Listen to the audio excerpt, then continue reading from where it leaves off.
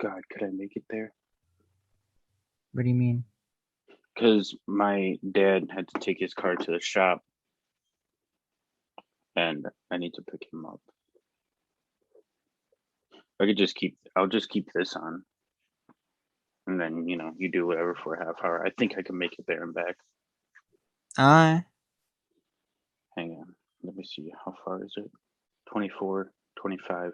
It'll be just enough time. I'll be back. Close. You go now. I'll be boot scooting boogieing. A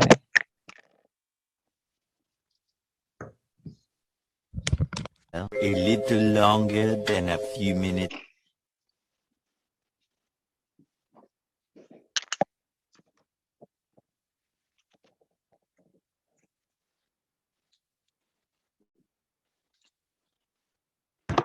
I was getting a little worried. Fucking 1 minute, bro. I was scared. I was like, come on. And you did. Oh my God. Absolutely clutched that.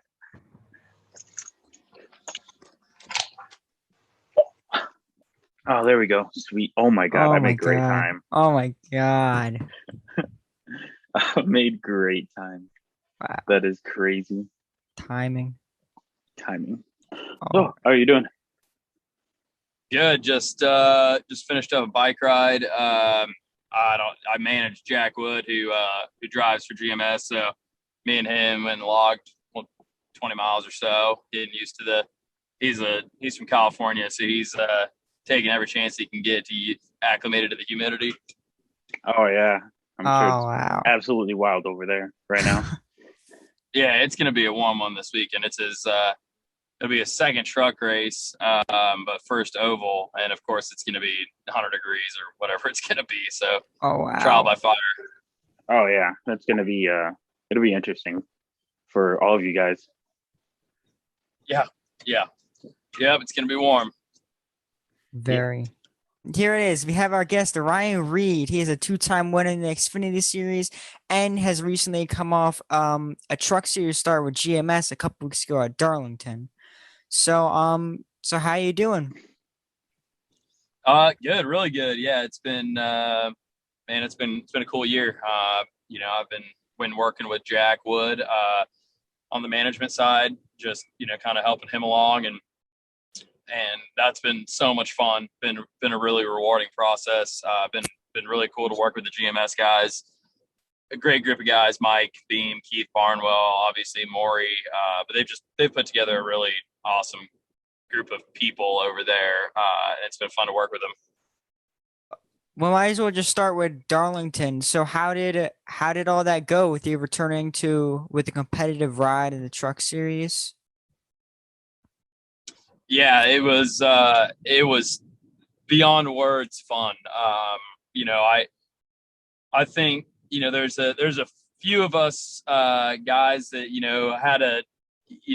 have competed at a high level full time and really good rides.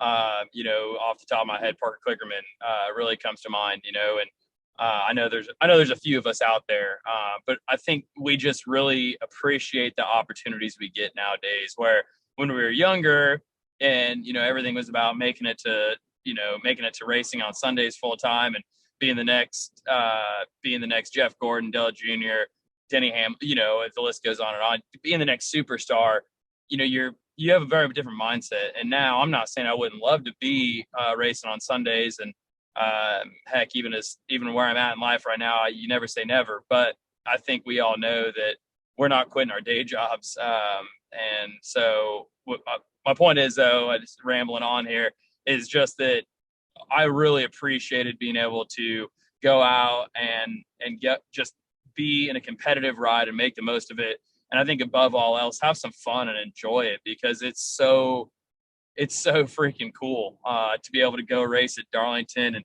mix it up and battle it out like that, be door to door. I mean, I think when you take some time outside of the seat, you really get some good perspective. And I think for me, it was just enjoy the whole process.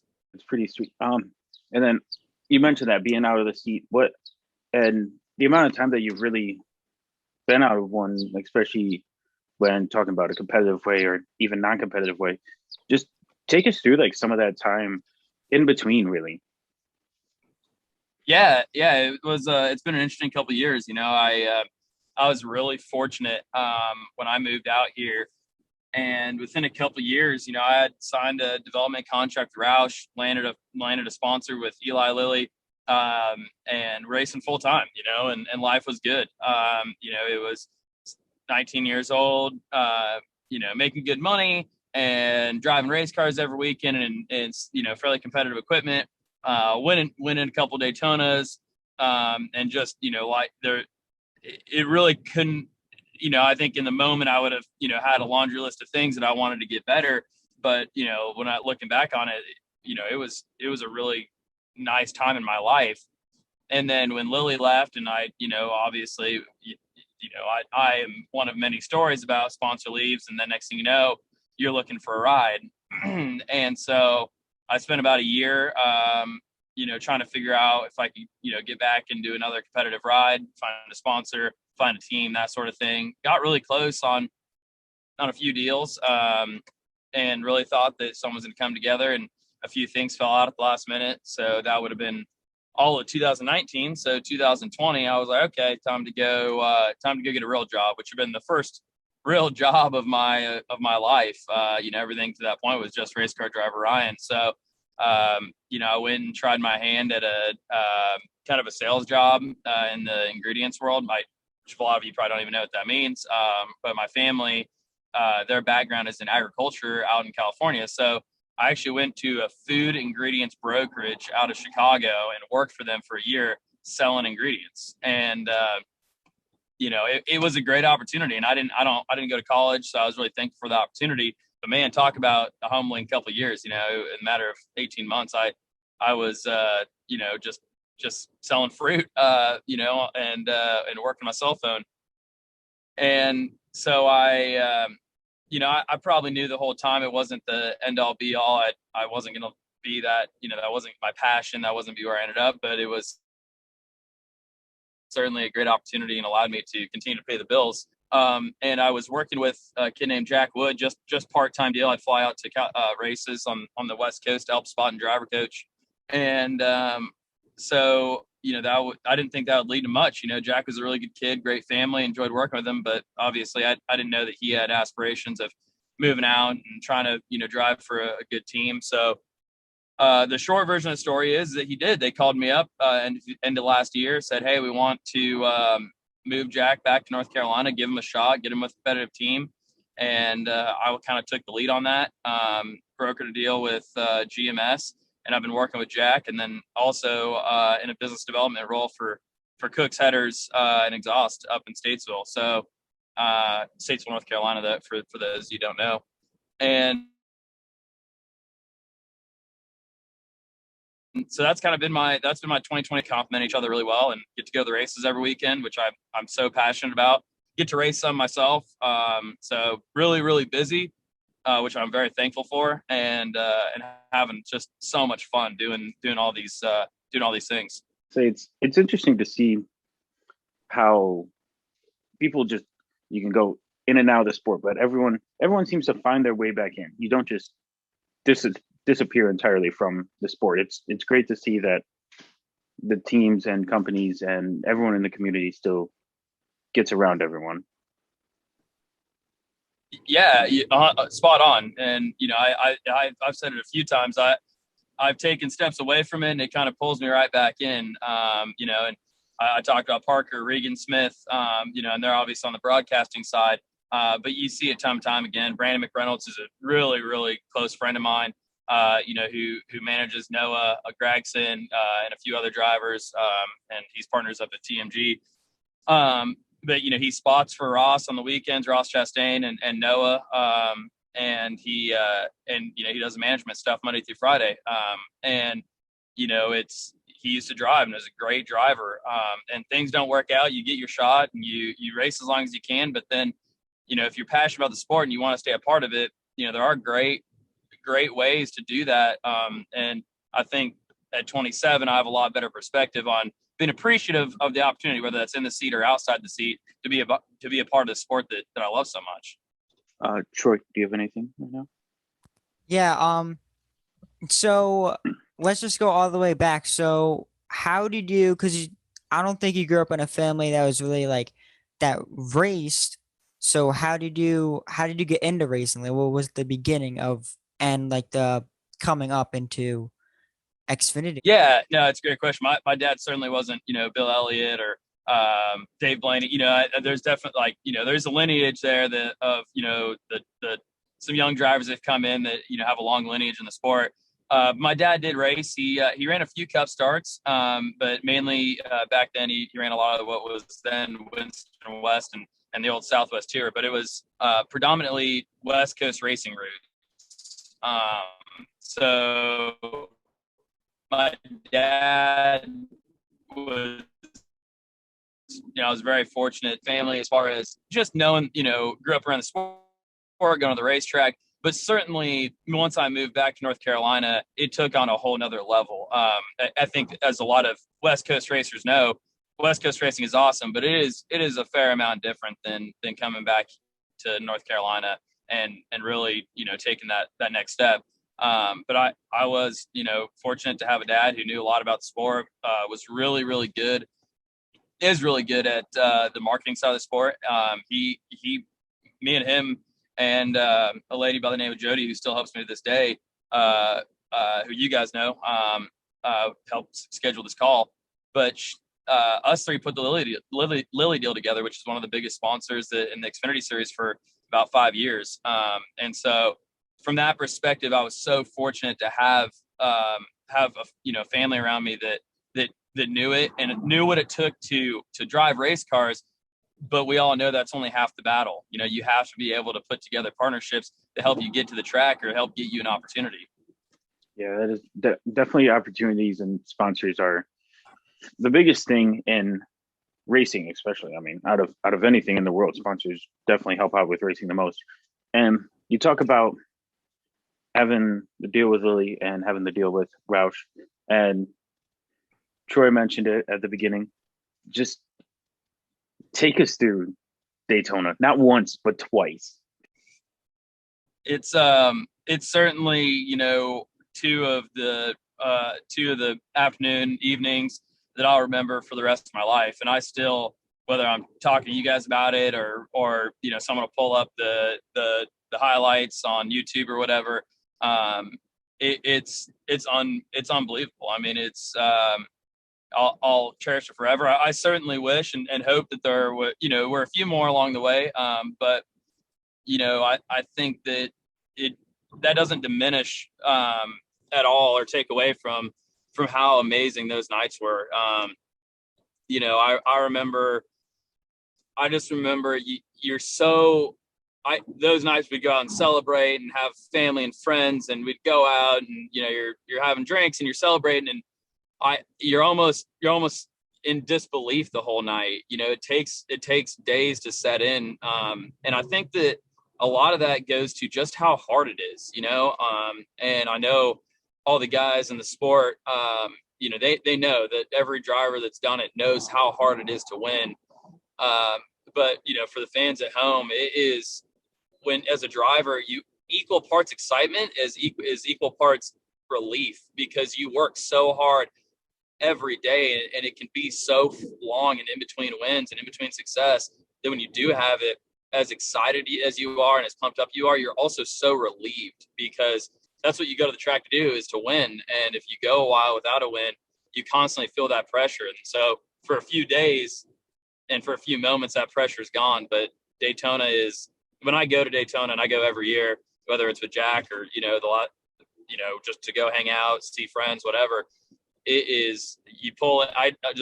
The memories come flooding back, and I'm so thankful to have those, and to have my group of guys that I was with. A lot of them I still keep in touch with, and we reminisce, and it's just very special to me.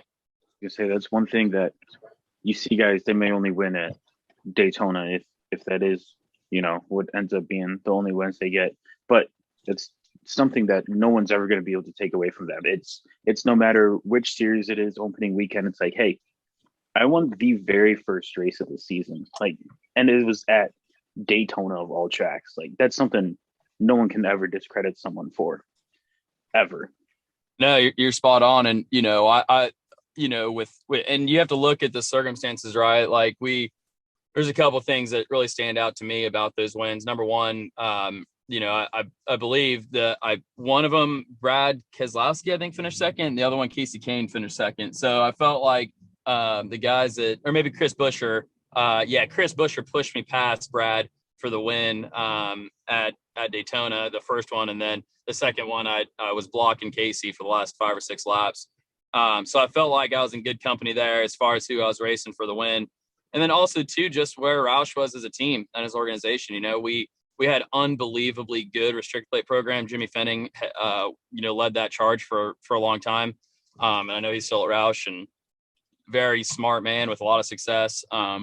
But Roush was in a rebuilding phase and still is, on all the other stuff. And I'm not saying there wasn't chances to go to other tracks and wins throughout the year, but it was very tough. And we knew when we went to the plate races, we had a chance to win, and that may be our only chance of the year. And so we capitalized on a lot of them. And, obviously there's only 2 wins, but there was a lot of top 5s, a lot of top 10s, Talladega there, and we're in contention. So I am very proud of my plate resume. I know that if I went back, we'd pick up right where we left off and go challenge for wins. I think it's just there's certain guys that really understand it. And I firmly believe I'm one of those. Just spent a lot of time understanding it and took to it really well. Yeah, and you said how confident you are in like your plate resume and how you've done, and you made a Cup star at Talladega of all places. And we've talked to other drivers that made like a couple of Cup starts, and they like said how big it is and how amazing it feels to be in the field in a Cup race. And how was the feeling of being against such big names? Yeah, it was it was a crazy weekend. I remember when they told me that was gonna be my first Cup start. I obviously, with my success at Daytona, I was like, that makes a lot of sense. But then when you look at it, it was a playoff race. Not only was it a playoff race, but it was a cutoff race. And so as excited as I was also very nervous because I knew that the Cup car is very different aero package. Obviously, the depth of field, you go from Xfinity to Cup, there's a big jump as far as talent level. The Xfinity Series is very competitive, but it's a whole other,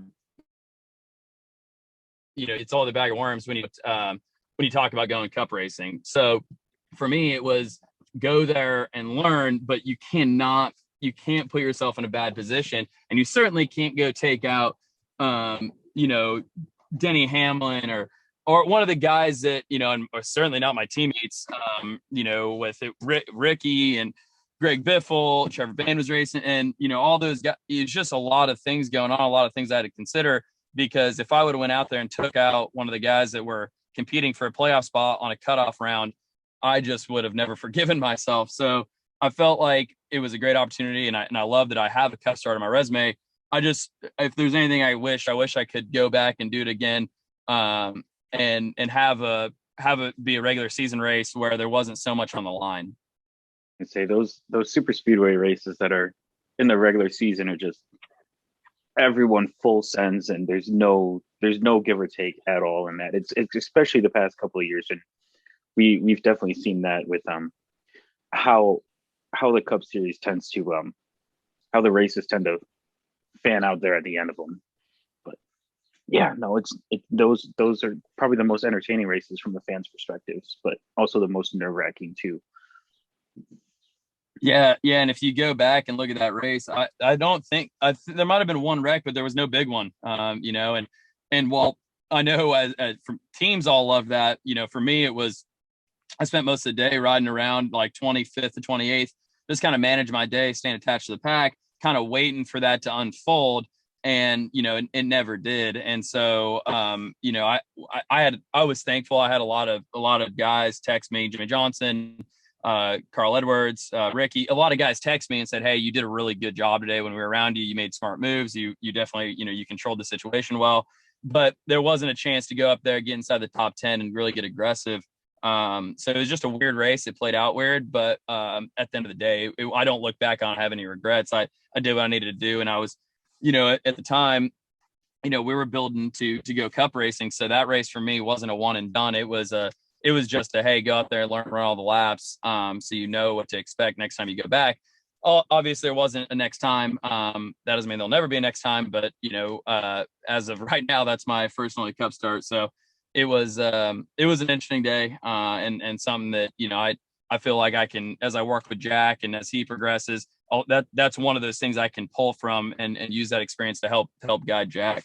Racing in cups, as you said, like really competitive, and everyone has like a big amount of respect for anyone out there. And I'm guessing like to get those text messages and everything must have meant a lot to you, like when the day was done, that you did your job, even if it wasn't the finish you wanted, you got it done. Yeah, it is. I think as a young guy, you're looking for that confirmation that, hey, I'm doing what I need to do. I'm putting in the time. I'm checking the boxes. And so it was always meaningful to me that I had some teammates and some other guys in the sport that would take a second and say, hey, you're doing a good job. Or I remember I wrecked a car my rookie year at Phoenix, racing. I think I was racing for 10th. And I busted my ass coming off a turn, what used to be turn 2, now turn 4. Wrecked it pretty good, trying to hold on to it, and I was really disappointed in myself. And Carl Edwards gave me a call. He was my teammate at the time, and Carl gave me a call and gave me a great pep talk. Said brush it off, and just basically said you're giving 100%, and that's going to happen. And so I was very fortunate to have some guys that I always really looked up to, grew up as fans of, and Carl was one of those guys who was always really great to me. And there was a few of them, but he sticks out as a mentor to me, both on and off the racetrack. And he taught me some lessons, some life lessons that I'll definitely hold on to, whether I'm in a race car or not. So you mentioned getting pep talks and getting just that motivation that you need from maybe not necessarily need, but just like it's nice to get from other drivers. Who would you say is the driver that you either enjoyed getting those from the most, or which was like the driver that inspired you the most to get into racing? Yeah, I look at my dad, as both from a driver perspective and then just from a human being perspective, as a guy who guided me the most and gave me the most. But I think if we're talking guys that race on Sunday, Carl Edwards and Ricky Stenhouse probably spent the most time with me.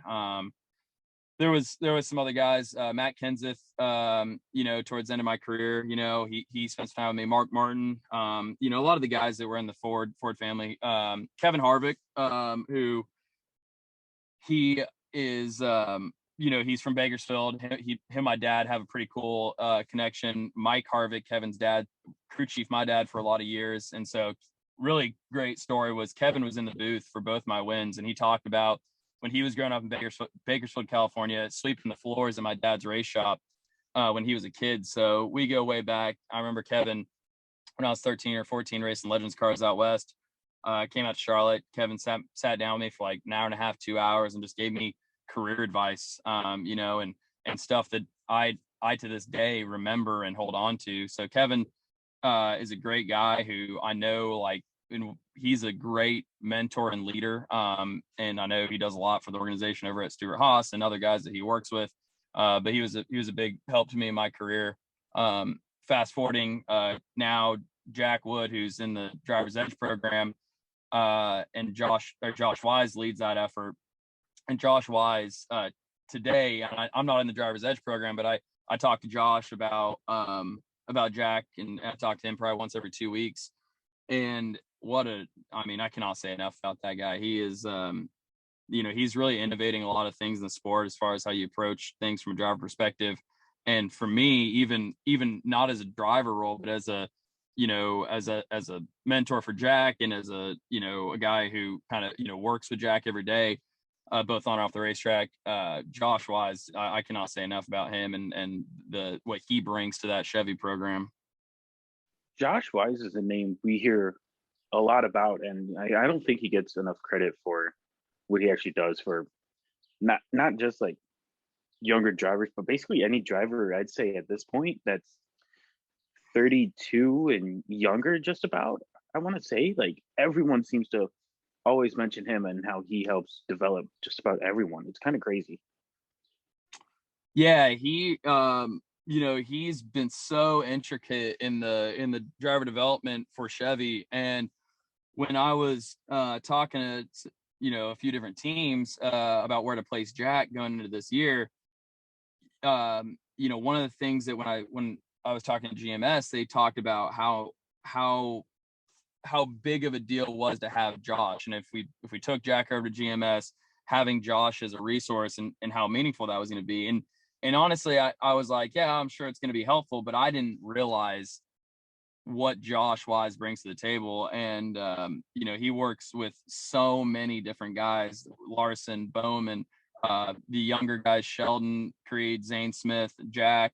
The list goes on. I know I left out a few of those guys, but if you look at the guys that he works with and look at their trajectory as far as driver growth goes, it's pretty phenomenal. And his results and his resume speaks for itself as far as what Josh is doing over there with the Driver's Edge program. He very smart guy, very analytical approach. He really takes the time to make himself better in order to help those other guys. So Josh doesn't get enough attention for what he's doing in the sport. And I think he's starting to. I think a lot of people from around the sport are seeing that and seeing exactly what I'm talking about with the success that his guys are having. And I think that you're going to see more and more, probably manufacturers probably look for that. They're going to look for that Josh Wise because of what he's able to bring. Yeah. So I completely forgot before this that you're from Bakersfield, California. And so growing up, you grew up and started racing and went through the ranks as Kevin Harvick was in the Cup Series and winning and kind of making his name. So how much confidence did that bring to you, knowing that a guy from Bakersfield, Kevin Harvick, is winning and having all the success that maybe you can make it one day and be up there? Yeah, I remember growing up on the couch, and there was probably two guys that really were putting Bakersfield on the map. And I certainly think it was helpful for me. Obviously Mooresville, North Carolina, the racing hub, it's known for NASCAR, right? And there's a few other areas that it's kind of like there were some guys from there, so it brought attention. Vegas is a great example with the Busch brothers, Brennan Gaughan. I'm sure I'm leaving a few guys out, but Vegas has been known, and now Noah Gragson. So Vegas has been known to bring some drivers along. And I certainly think Casey Meyers and Kevin Harvick were two guys that helped put Bakersfield on the map as far as like, hey, drivers come from here. And you used to have Mesa Marin out there as an asphalt track. You have Bakersfield Speedway out there. Now you have Kern Raceway. So there's a lot of racing in Bakersfield. And I've always been a big advocate for West Coast racing, especially racing in Bakersfield, California. Talk about how competitive it is, how great it is, and how some really talented kids come out of there because of that, just because of the racing community out there. Yeah, I think a lot of the, I'll say, country, as in the U.S. wise, I feel like a lot of the country kind of underrates Midwest and West Coast racing, especially West Coast racing, because you see those guys come from the Midwest, or even they originally come from the West Coast and come Midwest racing first before they get up to the actual ranks or the higher up ranks of racing. And it's just like, okay, let's maybe look at more of these guys than just the standard guys that we see kind of phase out in a year or two because they try to race the same way everyone else does. Yeah, I think what makes it tough is that when you're on the West Coast, it's obviously a big move and you have to commit to it at a young age. Going from the West Coast to the East Coast. And then I think relationships, it's hard to know where to go when you're first making that move from West Coast to East Coast. You don't know, you're not as connected, so you don't know as many of the crew chiefs, as many of the car chiefs, as many as of the team owners. It's just it takes longer to build some of those relationships. And so that's where I've been really enjoying working with Jack Wood is I feel like I'm able to offer a bridge for that because, you know, I came from the West Coast and I've been in the sport for 10 years now, and I've made a lot of those relationships. So I kind of know, like, hey, who are the really good people in the sport that are good with working with young guys, you know, they're good with, you know, helping someone develop their career. And so I feel like that's really been a big piece of what I've been able to offer Jack and his family as they've moved him out here. But you're absolutely right. I mean, think about the guys that have come out of the West Coast. You have, obviously, we just talked about Harvick and Casey, Kyle Larson, Jimmy Johnson, Jeff Gordon, Noah Gragson, the Bush brothers, Brennan Gaughan. I mean, if you go down the list of drivers and on still a lot of active drivers from the West Coast, it's pretty impressive. And it's not easy. It's not easy as a kid from the West Coast to break through in NASCAR for the reason I said, because it is such a relationship heavy, who do you know sport that, you know, you don't know a lot of people come from the West Coast. So it's certainly tough, and I'm glad that there's been a lot of guys that have created a lot of notoriety for the West Coast. Yeah, it's definitely great to see, I guess, the diversity and where drivers come from and the different backgrounds in racing and backgrounds overall, really. And I feel like this sport's finally getting to the point where we can have those guys that all race differently on the same track at the same time, and we're seeing it, especially in the Cup Series with Bell, Larson. You got Harvick, you got Logano and his way of driving. Is there any place that fans can kind of reach out to you, social media, you could shout that stuff out now? Yeah, absolutely. You know, you can always follow along on the basics: Twitter, Facebook, Instagram. Twitter and Instagram are both the same, at driver Ryan Reed. You know, one of the things that I didn't mention earlier is just a huge shout out to Tandem Diabetes Care. They came on and partnered up for the Darlington race. It was super last minute, and so it was pretty cool. I wear their T-Slim X2 insulin pump. It's literally what helped. I mean, it's been a key to my diabetes management for the last year or so. So it's cool to be able to have them as a partner and tell that story. So big shout out to them, and thank you guys so much for having me on. You know, I'm looking forward to listen to this. It was a great interview, and enjoyed talking about everything I've had going on over the last couple of years. Yeah, I appreciate you coming on and talking with us. Thank you very Yeah, much. thank you. Thanks, guys.